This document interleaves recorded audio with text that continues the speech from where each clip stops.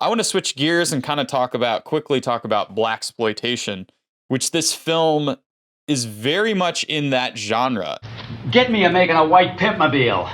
And we talked about last time about how the spy genre dies in the 60s, right? Like 69 happens. They're not into the establishment film anymore. Anti-establishment They're very movement much is anti-establishment. Films like MASH and Easy Rider kind of break people away from wanting those types of the establishment types of movies. The agent, the secret agent. Really kind of small movies. Yeah. That made on shoestring budgets that have a lot to do with whether it's the hippie movement or just a bunch of drugs. I mean, go like Easy Rider is just like an acid trip, and they explode. They're like they're made for no money at all, and they absolutely explode. And now everybody's like, we need to make movies like that, you know.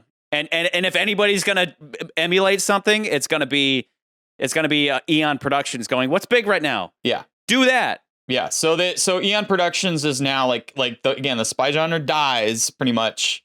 So how do we keep this franchise going? Whatever's popular, that's in the movie now. And what happens to be popular at that time? In 71, you get a movie called, I'm going to screw up the title.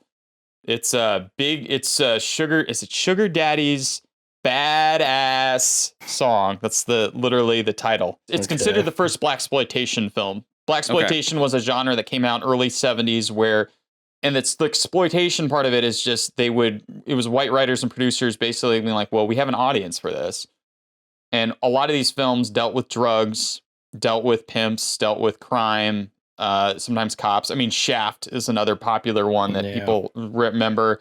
Shaft or Superfly, Dolomite, all of that stuff. That's all in the blaxploitation genre. This film definitely kind of fits kind of in that. And is definitely, I wouldn't say it's necessarily a parody because there is stuff in the movie that you're like, yeah, it kind of runs the same way, considering that drugs are used as part of the caper, which is really weird for a Bond film, in my opinion. But at least Kananga says, black or white, I don't discriminate. Yeah. He's very progressive in his drug pushing. Which I appreciate. Man or woman, black or white, I don't discriminate. But yeah, even Richard Baybaum, who was the previous writer for all the other movies, had said he wasn't really into this one because he was like, this is not a Bond caper. It seems very odd that why would you have a British spy doing stuff with dealing with drugs as far as that? Like that seems like a DEA type of job, you know?